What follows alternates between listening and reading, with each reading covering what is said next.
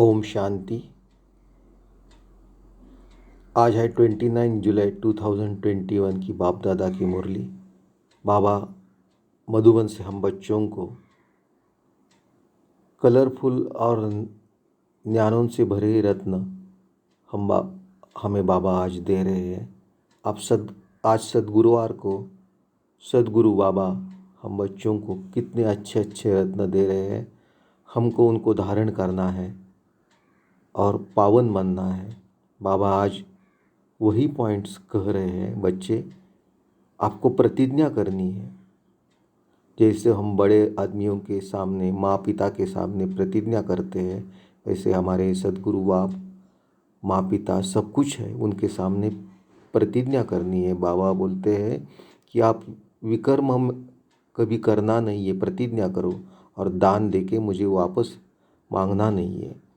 और बाबा ये भी कह रहे हैं कि मामे कम याद करो, ये मंत्र आप सदा ध्यान में रखो।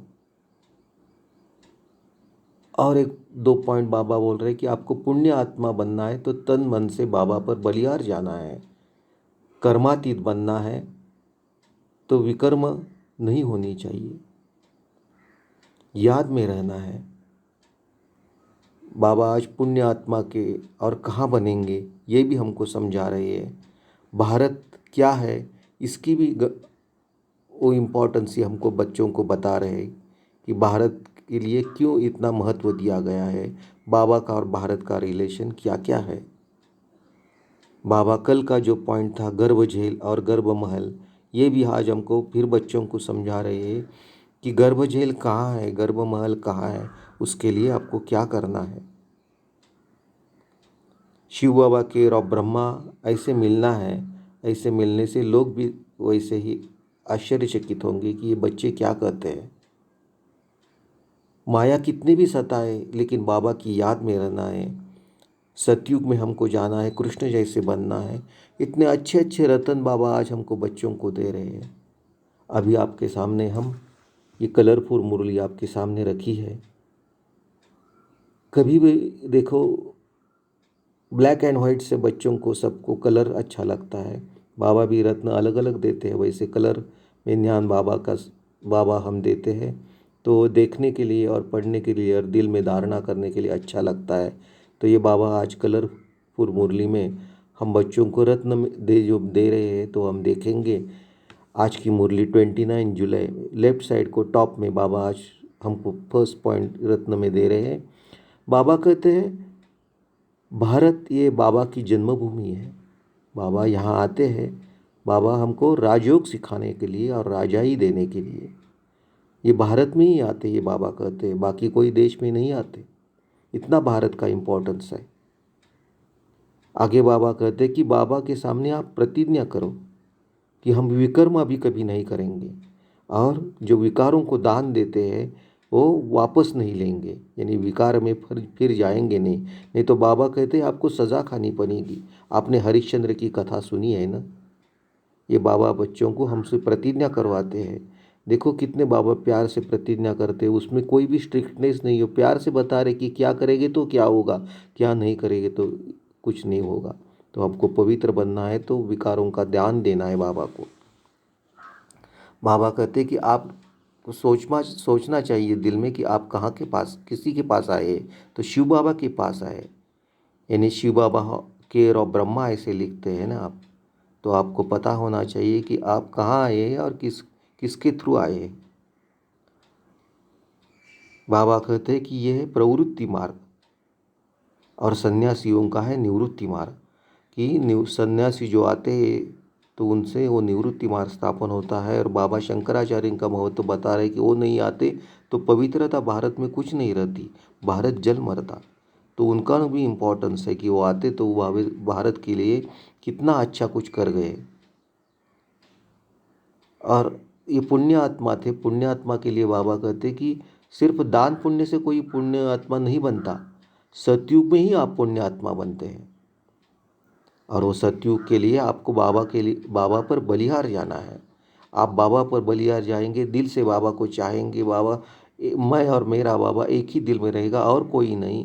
धीरे धीरे उनसे ध्यान निकालना है, बच्चों से ध्यान निकालना है। सिर्फ ट्रस्टी होके कर्म करना है, और तो ही आपको बलिहारी 21 जन्म की मिल जाएगी। ये बाबा का आज दिल से कहना है आप बच्चों के लिए। बाबा आज फिर कह रहे हैं कि याद बल से ही आप पवित्र बन जाए। और याद यानी योग, योग और याद कुछ अलग नहीं है। याद करेंगे बाबा की तो हम पवित्र हो जाएंगे, हमारे सर्व विकार खत्म हो जाएंगे। माँ में कम याद करो, ये मंत्र बुद्धि में रखना है। बाप के साथ सदा बुद्धि रहना ही चाहिए। बाप ने कल भी हमको कहा है कि 8 घंटा कर्म करो, 8 घंटा रेस्ट लो और 8 घंटा बाबा की याद में रहो। खाते पीते पीते उठते बैठते कुछ भी करते बाबा की याद में रहो। ये सब कुछ बाबा कर रहा है, मैं तो निमित्त हूँ। आगे बाबा कहते हैं राजयोग का पद आपको सतयुग में मिलेगा। यहाँ राजयोग सीखना है, वो धारणा करनी है, सब विकारों को छोड़ना है, पवित्र बनना है, और वो पद सतयुग में आपको मिलेगा। आगे बाबा कहते हैं कि यहाँ है गर्भ जेल, आप गर्भ जेल में सजा भोगते हैं, और वहाँ सतयुग में है गर्भमल। तो अभी आपको विकर्म नहीं करना है तो गर्भमल आपको मिल जाएगा, सब सुख मिलेंगे, वहाँ दुख का नाम ही नहीं रहेगा। यहाँ कितने आप दुख भोगते हैं, हर एक के पास किसी को भी पूछो लेकिन बताते नहीं, लेकिन हर एक को दुख ही है, दुख ही है।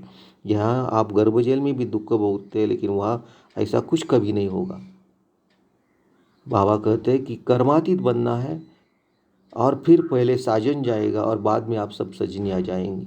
तो आपको कर्मातीत बनना है, कर्मेंद्रियों से कोई पाप नहीं करना है। और संन्यास, ये हम पाप नहीं करते, कैसे चलते हैं, कैसे धारणा करते हैं, ये भी सन्यासियों को दिखाओ, सन्यासियों को भी पता चलेगा कि आप कैसे कर्मेंद्रियों पर कंट्रोल करते हैं। आप याद में रहे तो माया आपको सताएगी जरूर, लेकिन उस अनुभव से आप सीख जाइए कि क्या करना है। कि जब जब आप ज़्यादा याद में रहेंगे तो माया ज़्यादा रुस्तम होगी और आपको सताएगी, लेकिन माया से हारना नहीं है, बस सिर्फ एक बाबा की याद में रहना है।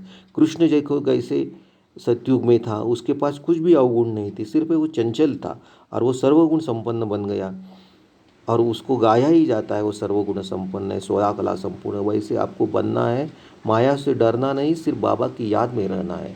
आज बाबा हमको बच्चों को धारणा में एक पॉइंट बता रहे हैं कि आपको पुण्यमात्मा बनना है तो बाबा से तन मन धन से बलिहार जाना है, तो आप 21 जन्मों को बलिहारी मिल जाएगी। तो उसके लिए आपको तन मन धन से बाबा पे बलिहार जाना है। और सेकंड पॉइंट में आप बाबा धारणा में कहते हैं कर्मातीत बनना है, तो विकर्म करना ही नहीं है और सिर्फ बाबा की याद में रहना है।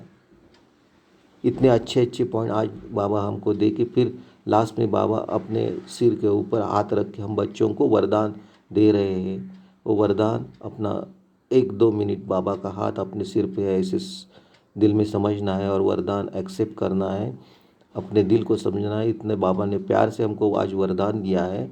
बाबा कहते हैं उपराम और एवरेडी बंद बुद्धि द्वारा अशरीरीपन का अभ्यास करने वाले सर्व कलाओं से संपन्न भव। बाबा कहते हैं जैसे जो कला करते हैं, जो सर्कस में है, कितने बच्चे 1 मिनट में कितने अलग अलग एक्टिविटी करते हैं, तो ऐसे आपको बुद्धि से अशरीरी बनना है, अलग हो जाना है। आप अशरीरी बन का अभ्यास करेंगे तो वो सर्व कलाओं के संपन्न बन जाएंगे। कहाँ भी आपको ऑर्डर दिया मन को तो आप कहाँ भी स्टेबल हो जाना है। ये आपका अभ्यास परफेक्ट हो जाएगा, अशरीरी पद का अभ्यास परफेक्ट हो जाएगा तो सर्व कलाओं में आप संपन्न हो जाएंगे। और आप उसके लिए एवरेडी बनना है, कभी भी कहाँ भी आपको एक स्थिर होना है, वहाँ जाना है तो जाना है। तो अशरीरी बनने की प्रैक्टिस हमको करनी है, तो हम सर्व कला संपन्न बन जाएंगे। ये बाबा का आज वरदान हमको मिला है, तो बाबा का वरदान हमको धारण करना है और उसको धारण से अपने को बाबा से शक्तियाँ लेनी है। और बाबा लास्ट में हमको अच्छा एक रतन दे रहे स्लोगन में। बाबा कहते हैं सरलता और सहनशीलता के गुण को धारण करने वाले ही सच्चे स्नेही और सहयोगी है। सरलता और सहनशीलता, ये जो दो गुण जिसके पास धारण किया है वो स्नेही और सहयोगी है। सरलता स्नेही, सहनशीलता सहयोगी, ये दोनों पॉइंट्स जो है वो मैच होते हैं, वैसे उन्होंने बाबा ने अपने को कहा है, तो ही हम स्नेही और सहयोगी बन जाएंगे। तो बाबा ने आज हमको कलरफुल मुरली में इतने बहुत बहुत अच्छे रतन दिए हैं।